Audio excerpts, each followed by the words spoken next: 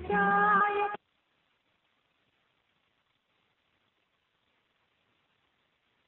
ओम शांति।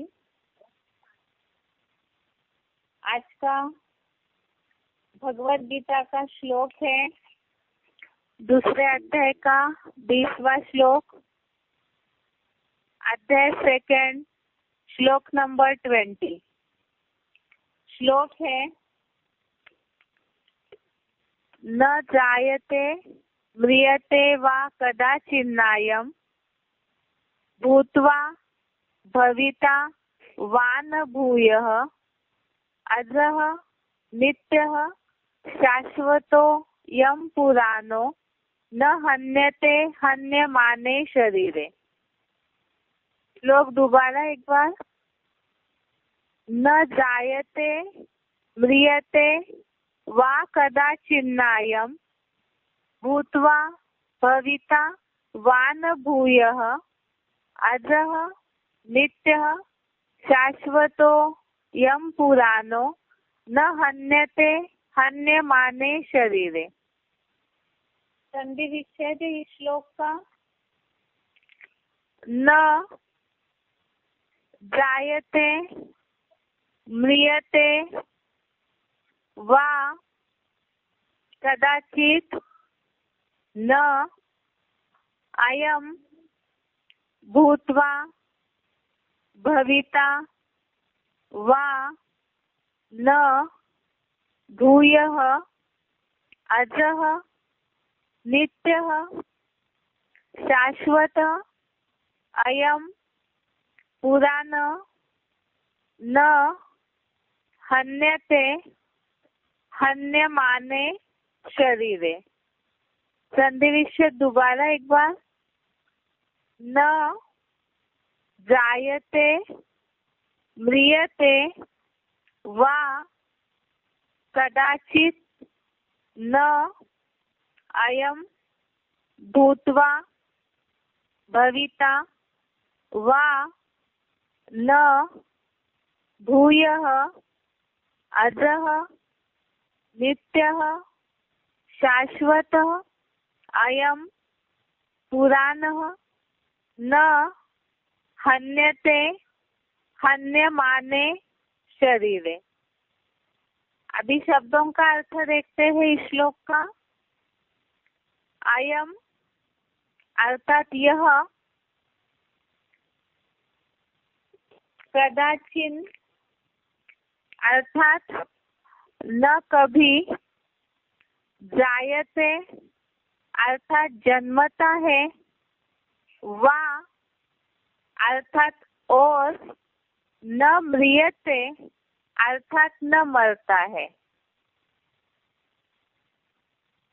वा अर्थात या, भूत्वा अर्थात होकर, भूयः अर्थात फिर से, न भविता अर्थात नहीं होगा, अजः अर्थात अजन्मा, नित्यः अर्थात नित्य, शाश्वत अर्थात सनातन, पुराणो यम अर्थात पुरातन यह, शरीरे अर्थात देह, हन्य माने अर्थात हनन होते भी, न हन्यते अर्थात नहीं मारा जाता।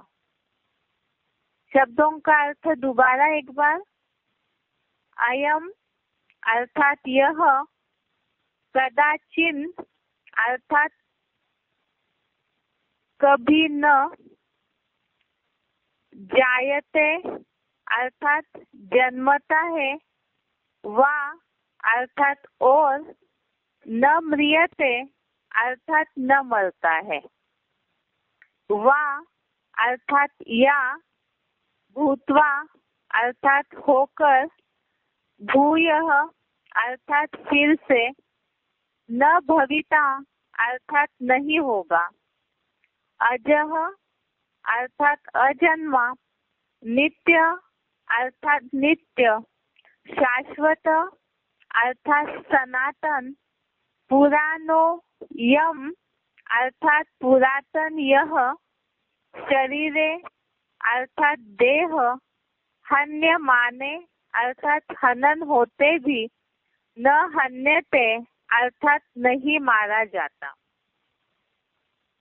इसका अर्थ है श्लोक का, यह कभी न जन्मता है और न मरता है, या होकर फिर से नहीं होगा, अजन्मा नित्य सनातन पुरातन यह देह हनन होते भी नहीं मारा जाता। कुछ दिनों से जो दूसरा अध्याय है इसमें जितने भी श्लोक आ रहे हैं और जैसे कल भी हमने समझा आत्मा के गुणधर्म के बारे में ही समझाया जा रहा है। अर्थात अर्जुन जो युद्ध के लिए तैयार नहीं है, उन्हें ये लग रहा है कि हिंसा हो जाएगी या मेरे कारण जो भी सगे संबंधी है वो मारे जाएंगे, तो इसीलिए अर्जुन को भगवान आत्मा का महत्व समझा रहे हैं कि इस युद्ध में इस तरह से आत्मा का कोई भी नुकसान नहीं होता है। आज के श्लोक में दूसरे अध्याय का 20वां श्लोक, इसमें भी आत्मा की यही जो गुणधर्म है आत्मा का, उसे समझाया है कि यह अर्थात आत्मा न कभी जन्मता है और न मरता है, या होकर फिर से नहीं होगा अर्थात दोबारा नहीं होगा, ऐसे भी नहीं है। अजन्मा नित्य सनातन पुरातन यह आत्मा देह हनन होते भी नहीं मारा जाता, अर्थात देह का नाश होने पर भी वो मारा नहीं जाता है। एक बार इसे क्लैरिफिकेशन सहित देखते हैं। यह माना आत्मा कभी न जन्मता है और न मरता है, हाँ सहज सहज देह रूप वस्त्र उतारता भी है, या होकर फिर से इस सृष्टि रंगमंच पर नहीं होगा, ऐसे भी नहीं है। अजन्मा नित्य सनातन कल्प कल्प की शांत स्वधर्म वाली पुरातन यह अविनाशी आत्मा देह हनन कराने के उपक्रम होते भी नहीं मारा जाता। तो इसमें यहाँ जो बात आई है, आत्मा न कभी जन्मता है और न मरता है, उसका अर्थ बताया है कि इसका मतलब कि सहज सहज देह रूप वस्त्र उतारता है। आगे के श्लोक में ये बात आई है, जिन्होंने गीता अच्छे से पढ़ी है वो इस बात को जानते हैं कि ये जो शरीर है आत्मा का वस्त्र है, और पुराना वस्त्र होने पर आत्मा उसे छोड़ करके दूसरा शरीर रूपी वस्त्र धारण करती है। इसी संदर्भ को इस श्लोक में भी बताया कि आत्मा मूल रूप में जहाँ पॉइंट ऑफ लाइट है, आत्मा अनुरूप है, ज्योति बिंदु है, तो उस स्थिति में आत्मा के जन्मने या मरने की बात नहीं आती है। जन्म या मरण तब कहा जाता है आत्मा का जब वो शरीर रूपी वस्त्र को धारण करती है या छोड़ती है। लेकिन मूल रूप में आत्मा का जो गुणधर्म है उसमें यह कभी न जन्मता है न मरता है, क्योंकि वो सूक्ष्म अनुरूप बिंदी है।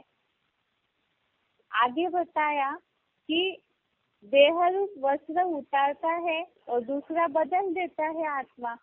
इसी के लिए आगे बताया कि होकर फिर से नहीं होगा, माना सृष्टि रंगमंच पर आत्मा नहीं होगी दोबारा, ऐसे भी नहीं होता है, क्योंकि आत्मा जो है वो तो सृष्टि रंगमंच पर जन्म मरण के चक्र में, शरीर नए नए धारण करने के चक्र में आती रहती है, तो इसीलिए वो सृष्टि रंगमंच पर नहीं होगी, ऐसे भी नहीं है। अजन्मा नित्य सनातन, अजन्मा अर्थात वही कि जिसका जन्म नहीं होता है, अर्थात वो रची नहीं जाती है, आत्मा क्रिएट नहीं की जाती है, वो तो बनी बनाई है। नित्य है अर्थात सदैव ही है, और सनातन है और पुरातन भी है। सनातन एक शाश्वत शब्द का अर्थ यहाँ सनातन के रूप में लिखा है, अर्थात आदि है, शुरुआत है, और पुरातन अर्थात बहुत पुरानी भी है। तो इसीलिए यहाँ बताया कि आत्मा जो है इसका गुणधर्म बताते हैं, जैसे ड्रामा अनादि है, प्रकृति अनादि है, आत्मा परमात्मा ये सब अनादि चीजें हैं। इनके रचने या विनाश होने का सवाल नहीं आता है। ना ही आत्मा के लिए और भी श्लोकों में जो बात आई है कि प्रकृति के तत्वों का उन पे असर नहीं होता है। तो इस हिसाब से यहाँ अजन्मा, नित्य, सनातन, कल्प कल्प की शांत स्वधर्म वाली पुरातन यह अविनाशी आत्मा अर्थात सबसे पुरानी है, अनादि भी है, पुरानी भी है और अविनाशी है, अर्थात जिसका विनाश नहीं होता है कभी भी। तो ऐसी जो आत्मा है, देह हनन कराने के उपक्रम होते भी नहीं मारा जाता।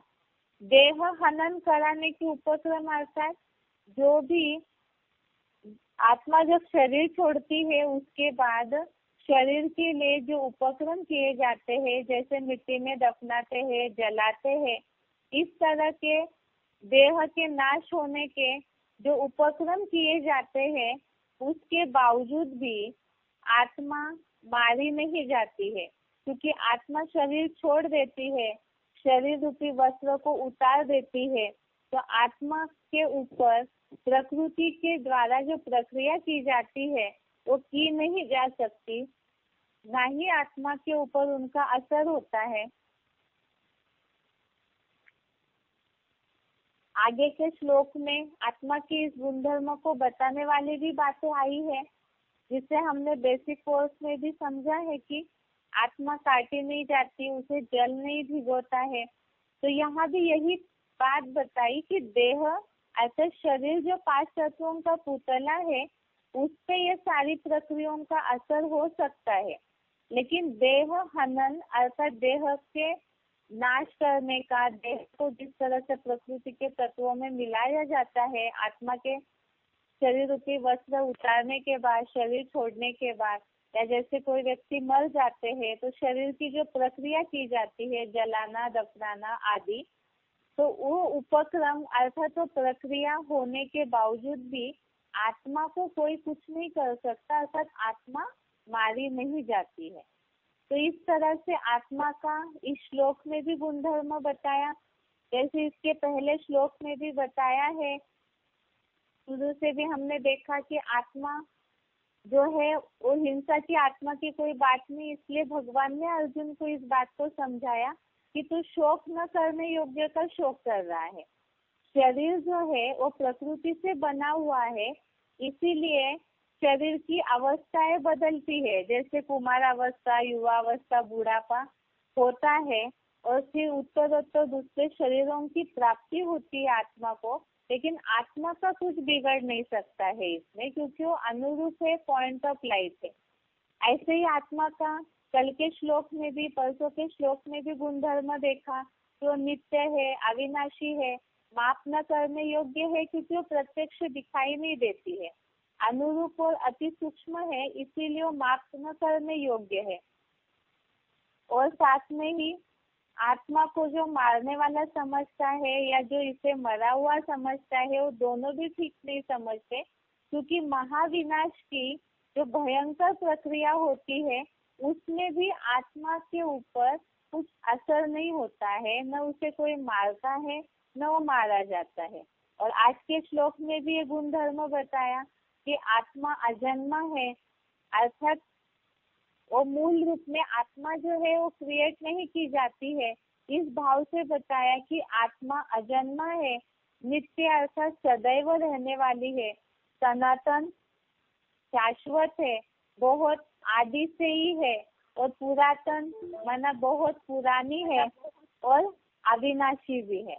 तो इस तरह से ये आत्मा के सारे गुणधर्म यहाँ बताए हैं, आत्मा की विशेषताएं बताई है कि आत्मा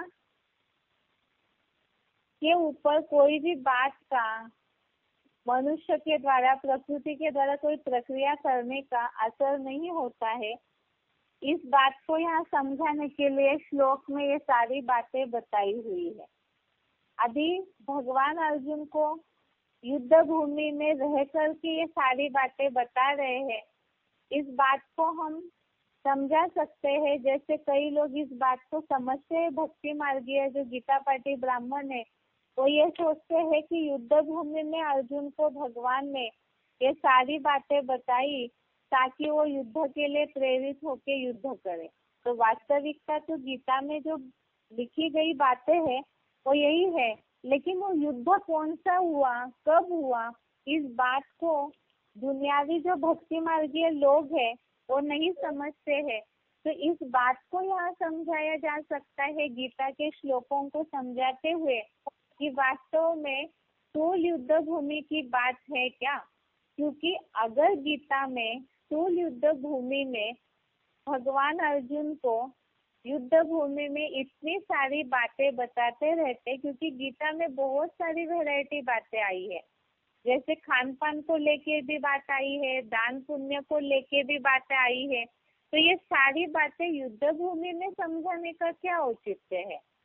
यहाँ खास बात तो है कि अर्जुन हिंसा नहीं करना चाहते, अपने सगे संबंधियों के प्रति मोह है, इसीलिए अर्जुन को समझाया जा रहा है शुरू के श्लोकों में, ठीक है। लेकिन बाद के श्लोकों में गीता में जो बातें आई है वो समझाने का उद्देश्य क्या है। इसका मतलब ये कोई स्थूल युद्ध भूमि की बात नहीं है। तो यहाँ हर मनुष्य जो है अपने जीवन में जो संघर्ष कर रहे हैं सत्य असत्य के साथ, जीवन की समस्याओं के साथ, क्योंकि अनेक मतांतरों में फंस करके जहाँ मनुष्य जीवन में संघर्ष कर रहे हैं, उलझने हैं, उसी के कारण मन की स्थिति डाउन हो जाती है। और इसी के बीच में जीवन चलते चलते ही जहाँ सगे संबंधियों के प्रति मनुष्यों को मोह रहता है, तो उस समय जब कोई शरीर छोड़ते हैं सगे संबंधी, कोई मृत्यु को पाते हैं, तो उस समय कई लोग दुखी हो जाते हैं। कई तो ऐसे भी है लौकिक दुनिया में जो डिप्रेशन में आते हैं, अति का दुख होकर के उनके साथ भी कुछ अनहोनी हो जाती है, क्योंकि सगे संबंधियों के प्रति मोह रहता है। तो उस संघर्ष को, जो मृत्यु ऐसा दुख है मानवीय जीवन में, उस संघर्ष को कोई भी जल्दी झेल नहीं पाता है, तो शोक मनाते हैं, कई समय तक उस बात में उलझे रहते हैं, अपना जो जीवन चल रहा है उसे भी रुका के रखते हैं। तो वास्तव में भगवत गीता में भगवान इसी बात को यहाँ समझा रहे हैं कि हर मनुष्य इस दुख से उभरे, निकले इस दुख से। तो इसीलिए ही मनुष्य जीवन में इस बात को समझाया जा रहा है। अब ये तो हुई भक्ति मार्गीय गीता में जिस तरह से समझाया है, लोग जिसे गीता पाठी ब्राह्मण सही मायने में नहीं समझ पा रहे, तो उन्हें इस बात को इस तरह से समझाया जा सकता है कि वास्तव में स्थूल युद्ध भूमि की बात नहीं है। यह जीवन का जो संघर्ष है उसमें मनुष्य हार न माने, डाउन न हो, मनस्थिति खराब न करे। तो इसीलिए ही ये सारी गीता की बातें बताई जा रही है, ताकि धर्मानुकूल अपना जीवन चलाए, कर्मों की गति को गीता अनुसार समझे। दूसरी बात ये है कि बहुत सारे श्लोकों में यहाँ जो भी बात आ रही है, अर्जुन को यही है कि उनके सगे संबंधियों की मृत्यु हो जाएगी। जिस तरह के शब्दांकन है गीता में उसमें ये बात आती है। अर्जुन को इस बात का भय है कि उनके सगे संबंधियों की मृत्यु हो जाएगी युद्ध में। तो इसीलिए भगवान कई श्लोकों में ये बात आई है कि शोक करने योग्य नहीं है। कई जगह ये बात आई है कि जिस तरह से शोक करने योग्य नहीं है, जैसे बताया आत्मा तो निर्विकारी है, इसीलिए तू शोक करने योग्य नहीं है। आत्मा को जल भिगोता नहीं है, शस्त्र काटते नहीं है, इसीलिए तू शोक करने योग्य नहीं है। आत्मा सदा जन्मने वाला, यहाँ जो बताया कि नित्य मरने वाला मानता है, आत्मा शरीर रूपी वस्त्र धारण करता है दूसरा, इसीलिए भी तू शोक करने योग्य नहीं है। ऐसे जो अलग अलग श्लोकों में ये जो शब्द आया है वारंवार कि तू शोक करने योग्य नहीं है। क्यों शोक करने योग्य नहीं है? जैसे शिव बाबा भी मुरलियों में हम इस बात को लोगों को समझा रहे हैं कि जो ज्ञान है शिव बाबा का, वास्तव में आत्मा परमात्मा का ये ज्ञान, ये भी गीता ज्ञान का क्लैरिफिकेशन ही है। हम भी तो मुरली रूपी गीता को ही समझ रहे हैं, अपने जीवन में धारण कर रहे हैं।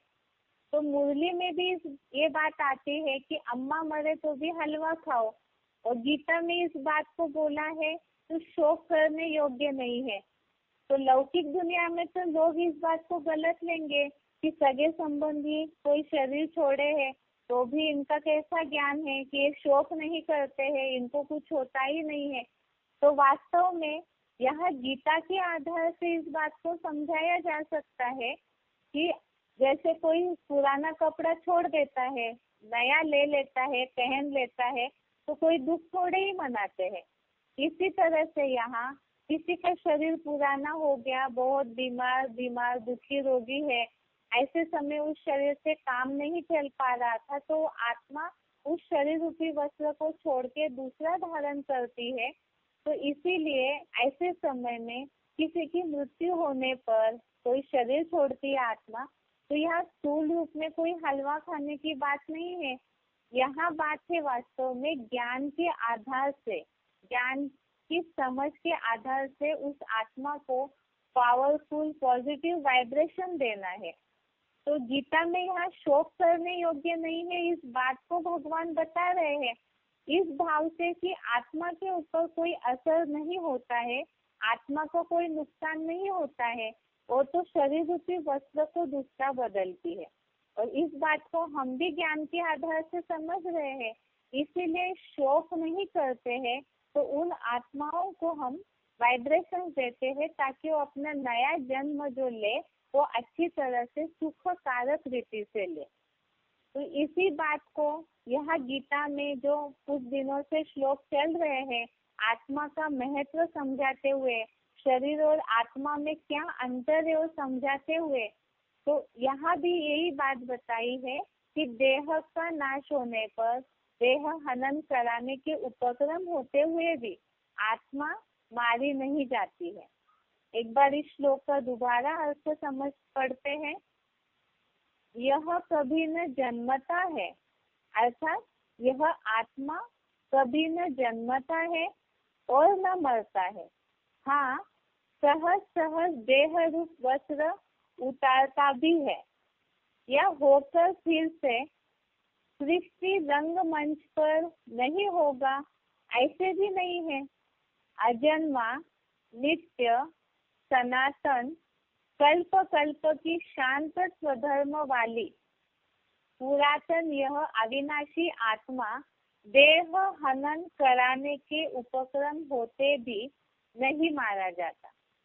यहाँ साथ में बता दिया कि आत्मा जब प्रकृति का रूपी शरीर धारण करती है तो प्रकृति के गुणों का उस पे असर होकर के ही वो अशांत हो जाती है या आसक्त होकर के कहीं ना कहीं वो खींची चली जाती है, तब उसके ऊपर सुख दुख का लेप छेप करना शुरू होता है। लेकिन मूल रूप में जो पॉइंट ऑफ लाइट सूक्ष्म अनुरूप आत्मा है, उसका स्वधर्म शांत है। वो देह धारण करने के बाद जो उसकी जीवनचर्या चलती है उसी के कारण उससे अशांति का असर होता है। तो इस तरह से आज के इस श्लोक का अर्थ है, दुनिया वालों को कैसे समझाना है इसे भी समझाया है। अभी एक बार इस श्लोक का उच्चारण सहित अर्थ सुनते हैं।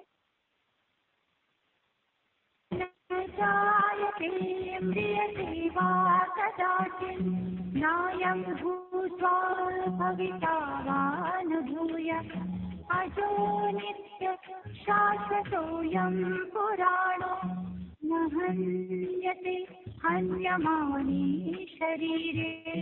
यह कभी ना जन्मता है और न मरता है। हाँ, सहज सहज देह रूप वस्त्र उतारता भी है, या होकर फिर से सृष्टि रंगमंच पर नहीं होगा, ऐसे भी नहीं है। अजन्मा, नित्य, सनातन, कल्प कल्प की शांत स्वधर्म वाली पुरातन यह अविनाशी आत्मा देह हनन कराने की उपक्रम होते भी नहीं मारा जाता। न जायते म्रियते वा कदाचित् नायं भूत्वा भविता वा न भूयः अजो नित्य शाश्वतोऽयं पुराणो न हन्यते हन्यमाने शरीरे। यह कभी ना जन्मता है और न मरता है। हाँ, सहज सहज देह रूप वस्त्र उतारता भी है या होकर फिर से सृष्टि रंगमंच पर नहीं होगा, ऐसे भी नहीं है।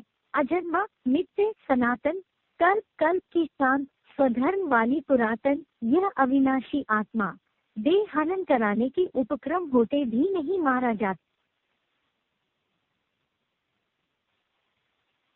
अभी बेसिक कोर्स का टॉपिक,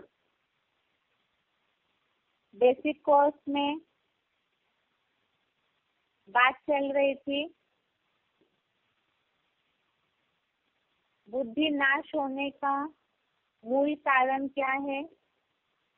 जो अर्जुन ने पूछा है पाप का मूल कारण क्या है, देहभान। जो बताया कि पापों का बाप है वास्तव में देहभान, क्योंकि आत्मिक स्थिति में जब थे तब तो देहभान की बात ही नहीं आती है, तो इसीलिए देहभान आया। अर्थात मनुष्य जब खुद को देह समझने लगे तो देह के प्रति आसक्ति आई, शरीर के प्रति आसक्ति आई, तो शरीर की प्रति आसक्ति आने से उसकी पूर्ति करने के लिए ही फिर विकारों का जन्म हुआ। और उन विकारों के जन्म में भी सबसे पहले आता है काम विकार। कामनाएं अर्थात इच्छाएं, वो इच्छाएं वो चाहे विकारी भोग भोगने की इच्छाएं हो या तो शरीर के सुख के प्रति ढेरों इच्छाएं है। उन इच्छाओं की जहाँ शुरुआत हो जाती है तो वहां से ही फिर पहले पहले एंटर होता है। जो बताया कि एक काम विकार आने से, वो इच्छाओं की पूर्ति न होने से क्रोध अर्थात उनके जो भाई है क्रोध लोभ मोह अहंकार, वो सारे ही आने लगते हैं। और वास्तव में ही मूल रूप में देह समझना, खुद को शरीर समझना, यही सबसे बड़ा अज्ञान है। और जब ये अज्ञानता की शुरुआत हो गई तो उसी के कारण ये 5 विकार ही वास्तव में मनुष्य को असुर बना देते हैं, नरक में ढकेलने लगते हैं। जिसके लिए हमने देखा था कि ये पाखंड, घमंड, अभिमान, ये सारे ही राक्षसी संपत्ति से जन्म लेने वालों के गुणधर्म है। ये देवता धर्म के गुण नहीं है। और उसके साथ साथ ही अनेक विचारों में भी मनुष्य भटकने लगता है। जहाँ विकारों की प्रवेशता हो जाती है देहभान के कारण, तो वो उनकी पूर्ति सही से नहीं होती है। तो साथ साथ ही उसके चलते ही अनेक विचारों में देह के साथ देह के संबंधी जुड़े हैं, देह के पदार्थ जुड़े हुए हैं। और वो सबकी पूर्ति के लिए ही मनुष्य पूरी तरह से उसमें घिर जाता है।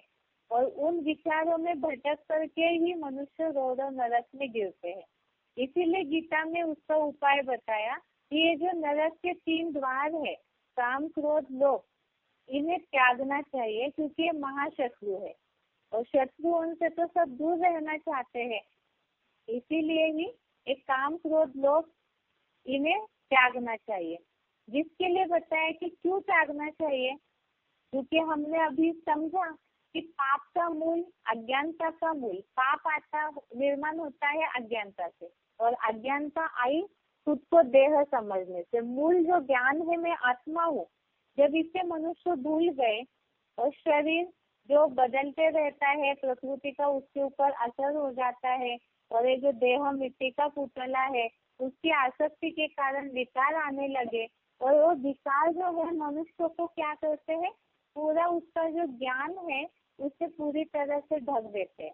उसमें भी खास क्या, कुछ तो ऐसी एक चीज होगी जिसके कारण अज्ञानता की शुरुआत हो जाती है, ज्ञान का नाश होना शुरू होता है। तो वो पहले अज्ञानता की शुरुआत करने वाला है काम विकार, जिसके लिए गीता का श्लोक तीसरे अध्याय का 39 नंबर समझा था कि एक काम विकार की जो आग है इससे ज्ञान ढका रहता है। और कैसे? तो बताया कि ये जो 10 इंद्रियां है और अव्यक्त मन बुद्धि है, ये इसका आश्रय स्थान है। अर्थात ये जो काम विकार है या तो कामनाएं है, इच्छाएं है, ये 10 इंद्रियों को भी खींच लेती है। आगे के ऐसे श्लोक में ये बात आई है कि ये जो इंद्रिया है जबरियन बलवान जो पुरुष है, बुद्धिमान पुरुष है, उसे भी जबरियन खींच लेते हैं अपनी तरफ। तो ये जो इच्छा है इस तरह से खींच करके ज्ञान को ढक करके मनुष्य को पूरी तरह से मूढ़ बना देती है। और कैसे मूढ़ बनाती है इसे भी समझना होगा कि काम विकार से बुद्धि नष्ट होती है। ऐसे अगर हम लोगों को समझाएंगे तो कैसे मानेंगे? आजकल तो दुनिया में बहुत सारी ऐसी मान्यता है लोगों की, सबको तो सृष्टि बढ़ाने की या तो जनरेशन बढ़ाने की, परिवार समृद्धि करने की, ऐसी बहुत सारी वैरायटी लोगों की चिंताएं रहती है। और ये सोचते हैं कि शरीर है, उपजीविका करनी है तो इच्छाएं तो होगी है, उसे कैसे मारेंगे हम, उसे क्यों खत्म करना चाहिए? तो इस बात को समझाना जरूरी है कि ये जो इच्छाएं है, विकारी भोग भोगने की इच्छा है, चाहे देह भान की पूर्ति करने की इच्छा है, इसके कारण ज्ञान नष्ट होता है, बुद्धि नष्ट होती है, इसे कैसे मानेंगे कोई? तो इसके लिए ही गीता में इस बात को बताया है। जो हमने श्लोक समझा था दूसरे अध्याय का 62 और 63वां श्लोक, कि बुद्धि नष्ट होने का पहला रास्ता, पहले जो चीज है, चैन है, वो शुरू होती है कैसे? देह भान से काम विकार आया तो जब शरीर के लिए हम सोचते हैं, जन्म जन्मांतर जो संस्कार पड़े हुए हैं देह भान की पूर्ति के कारण, तो उसके कारण ही मनुष्य जहाँ बर्बसी संस्कारों के कारण ये विषय भोगों का ध्यान करते हैं, शरीर की पूर्ति के लिए सोचते हैं, तो ऑटोमेटिकली ही सबको ही अपने शरीर से मोह रहता है। तो उसके लिए सोचते सोचते ही देह जो है 5 तत्वों का पुतला है, उसके बारे में सोचते सोचते ही आसक्ति या लगाव निर्माण होने लगता है, अटैचमेंट निर्माण होने लगती है। और आसक्ति से कामनाएं अर्थात इच्छाएं निर्माण होने लगती है। चाहे वो सबसे पहले तो है विकारी भोग भोगने की इच्छाएं, और उसके साथ साथ अनेक इच्छाएं हैं। जो मुरली में भी शिव बाबा बोलते हैं दुखों की लिस्ट निकालो, ऐसे इच्छाओं की भी लिस्ट निकालने बोला है, वो तो अनलिमिटेड होती है। तो इसके कारण ही कामनाओं की, दैहिक विकारी कामनाओं की पूर्ति नहीं होने से क्या होगा? ऐसे होता है मनुष्यों को, बहुत इच्छाएं हैं और जो पूरी नहीं होती है, उतनी क्षमता नहीं है। देह के लिए सोचते हैं कि ये सब सुख मिलना चाहिए, और उसके बारे में सोचते सोचते जब अटैचमेंट आता है तो इच्छाएं बहुत सारी निर्माण हो गई, उन इच्छाओं की पूर्ति करने के लिए क्षमतावान नहीं है, या तो कहीं ना कहीं कोई रोक टोक हो जाती है, तो क्रोध आता है।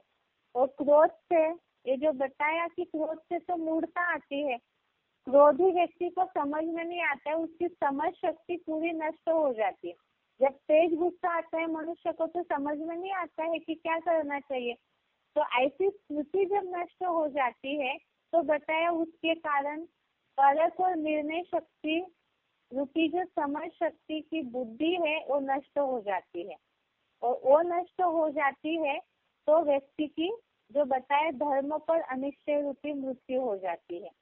तो ये जो आग है ये पूरी तरह से ढक देती है, पूरे ज्ञान को, समझ शक्ति को, बुद्धि को ढक देती है। जैसे हमने और भी श्लोकों में समझा है, जो पहले के श्लोक देखे हैं उसका भी कुछ शब्दों को लेकर रेफरेंस दे सकते हैं कि जैसे शीशे के ऊपर मेल जम जाता है तो ढक जाता है, पूरी तरह से क्लियर जो दिखना चाहिए दर्पण में वो दिखेगा नहीं, आकृति पूरी तरह से। तो इसी तरह से यहाँ पर भी बुद्धि पूरी नष्ट कर देती है इच्छाएं, काम विकार। और जब इच्छाएं नष्ट कर दे, बुद्धि को पूरा नष्ट कर देती है इच्छाएं, जो बोला जाता है कि इच्छाएं कभी अच्छा बनने नहीं देती है। तो यही बात हुई, जब अच्छा बनने नहीं देती है तो नरक में जा चुके हैं, उस नरक के द्वार में जा चुके हैं, तो फिर दुनिया को ही देखते रहेंगे, पर चिंतन करते करते पतन होने लगता है। अब बात है इसका रास्ता क्या है। जब गिर गए हैं, बुद्धि नष्ट हो चुकी है, मनुष्य बहुत दुखी परेशान हो चुके हैं, ये बात तो सभी जानते हैं दुनिया में कि दुखी हो चुके हैं हम, किस कारण दुखी हुए हैं ये बात नहीं पता। तो दुखों का कारण क्या सोचते हैं, जिन संबंधियों के साथ, जिन संपर्कों के साथ रह रहे हैं, कई बार उन्हें ही दुखों का कारण समझते हैं। कई बार असफल होते हैं जीवन में, तो उस बात को, जो भाग्य दुर्भाग्य की जो भावनाएं हैं, ऐसी बहुत सारी बातें हैं जिसके ऊपर दोष दे करके मनुष्य ये सोचते हैं ये सारी बातें ही दुखों का मूल कारण है। क्योंकि मनुष्य जो है देहभान में है, और देह की इंद्रिया जो है वो स्थूल है, बाहर मुखी है। बाहर मुखी होने के कारण मनुष्य हर पतन का, मनस्थिति खराब होने का, हर बात का दुखों का कारण दूसरे को ही दोषी बना लेता है। तो ये जो पर चिंतन है यही पतन का कारण बना। और सबसे पहला पर क्या है, सबसे पहला पर है देह। शरीर जो है अपना, ये भी तो अपना नहीं है, क्योंकि सभी जानते हैं जब मृत्यु हो जाती है, आत्मा को जब ये शरीर छोड़ना पड़ता है समय अनुसार, तब ये शरीर छूट जाता है। अगर अपना होता तो हमेशा के लिए, लंबे समय, चिरंतन काल के लिए यही शरीर अपना के रखते ना। लेकिन ऐसा होता नहीं है, क्योंकि ये सृष्टि का नियम है कि ये शरीर प्रकृति है, तो वो पर है, इसीलिए इसे हर मनुष्य को छोड़ना पड़ता है।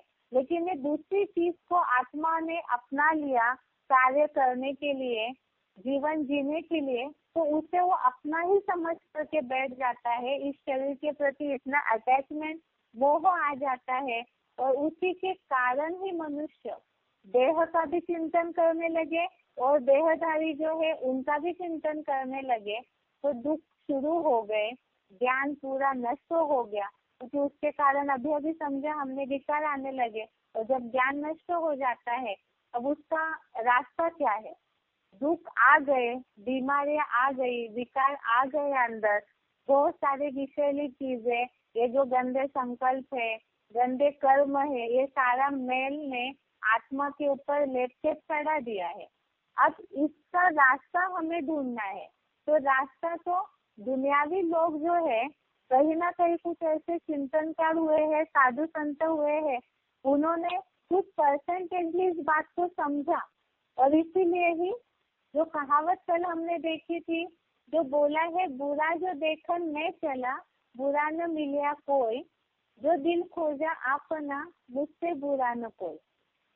5 विकारों के वशीभूत होकर के मनुष्य जो है सही दुख का कारण नहीं ढूंढ पाया, और ये भूल गए कि आत्मा ही अपना मित्र और शत्रु खुद है।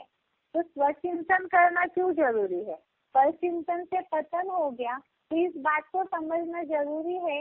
इसीलिए सबसे पहले भगवान आकर के क्या ज्ञान देते हैं कि हम आत्मा है।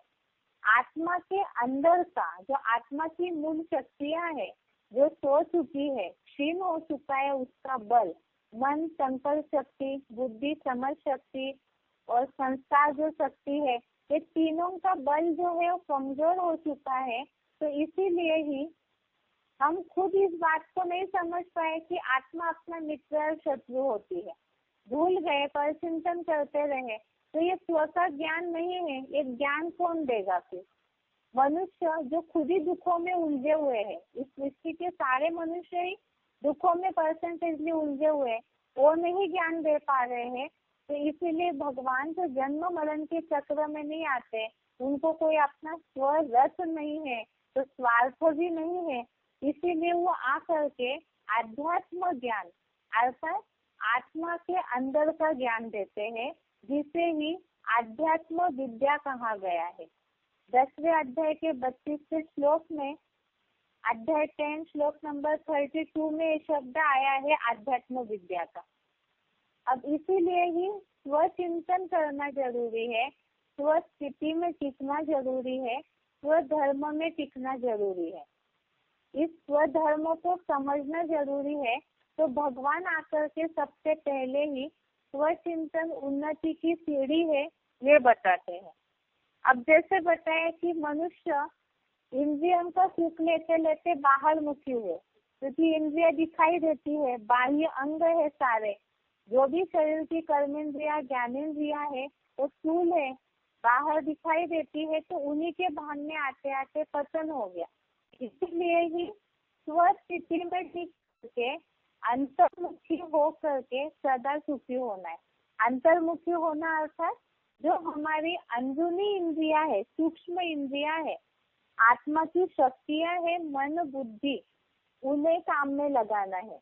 जिसके लिए मुरली में भी शिव बाबा बोलते हैं कि चाहे साधन कितने भी हो तो भी प्रयोग योग बल का होना चाहिए। तो मनोबल और बुद्धि का बल हमारे पास है, लेकिन उसे कैसे यूज करना है वो पता न होने के कारण कोई चीज जैसे पड़े पड़े जंग लग जाती है।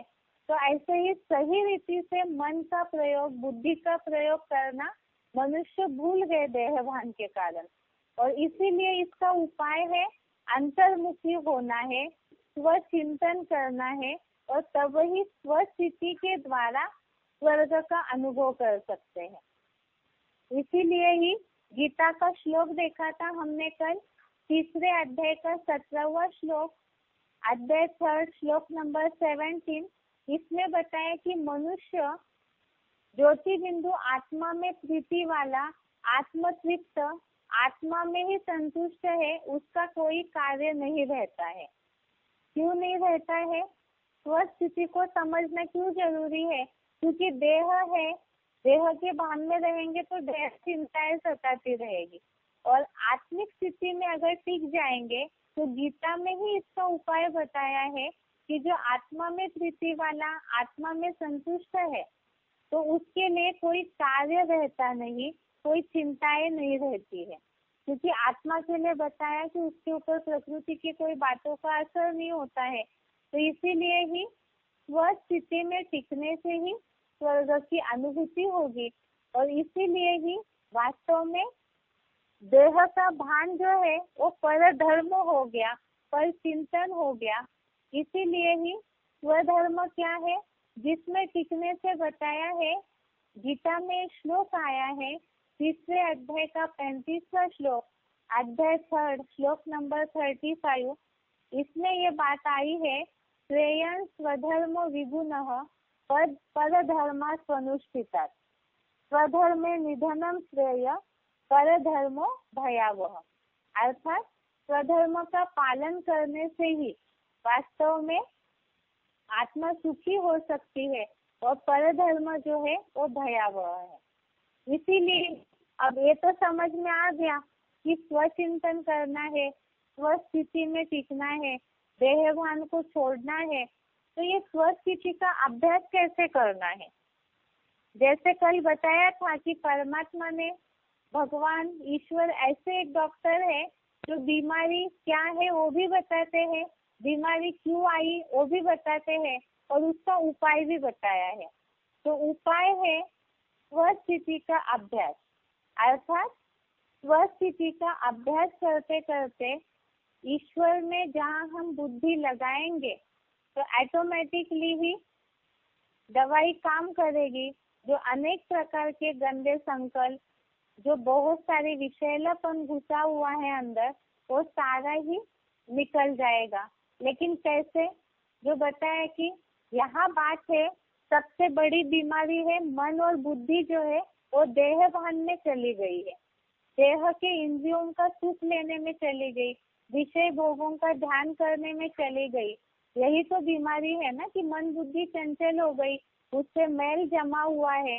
ये बीमारी है जिसके कारण बुद्धि पूरी नष्ट हो गई। अब इसके लिए क्या करना है? इंद्रियों के सुखों में जाकर के ही मनुष्य बीमार हो गए, मन बुद्धि चंचल हो गई है। तो इसका उपाय बताया स्वस्थिति। अर्थात मन को और बुद्धि को एकाग्र करना है, ये दवाई है इसकी। स्वस्थिति में टिकना है, ये दवाई है। लेकिन कैसे? अगर बीमारी ठीक करनी है, कोई बहुत बीमार है, तो बीमारी ठीक करने के लिए एक ही साथ उसको 10 टैबलेट खिला देंगे तो क्या वो एक दिन में ठीक हो जाएगा? ये तो संभव नहीं है। उसका गलत असर हो जाएगा। तो इसी तरह से लंबे समय के जन्म जन्मांतर की मन बुद्धि इंद्रियों का सुख लेने में अटकी हुई है, तो तुरंत अगर कोई सोचे कि हाँ किसी को बहुत नशा चढ़ गया, जिज्ञासुओं को सोचे कि हाँ मन को कंट्रोल करना है, यही सब कुछ है, और सोच करके एक ही दिन में सब कुछ छोड़ करके बैठ के सोचे कि हम मन को पूरा कंट्रोल कर ले, तो ये संभव नहीं है। एक दिन में ये होने वाला नहीं है। इसके लिए धीरे धीरे अभ्यास करना जरूरी है। जबरियन कोई बात को खींच खींच करके करेंगे तो उसका नुकसान हो जाएगा। इसीलिए गीता में इसका उपाय बताया है कि स्वस्थिति का अभ्यास कैसे करना है। जोर जबरदस्ती तो कुछ करना नहीं है, क्योंकि ये जो ईश्वरीय ज्ञान है इसका नाम ही है सहज राजयोग, जिसके लिए बताया है 6वें अध्याय का 25वां श्लोक, अध्याय 6 श्लोक नंबर 25। इसमें बताया शने शने उपरमेत बुद्ध्या धृति गृहीतया आत्मसंस्थम मनः कृत्वा न किंचित अपि चिंतयेत।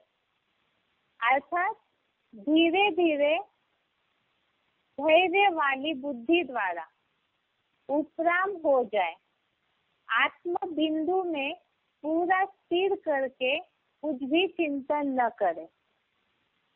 आज का ये टॉपिक है स्वस्थिति का अभ्यास कैसे करना है।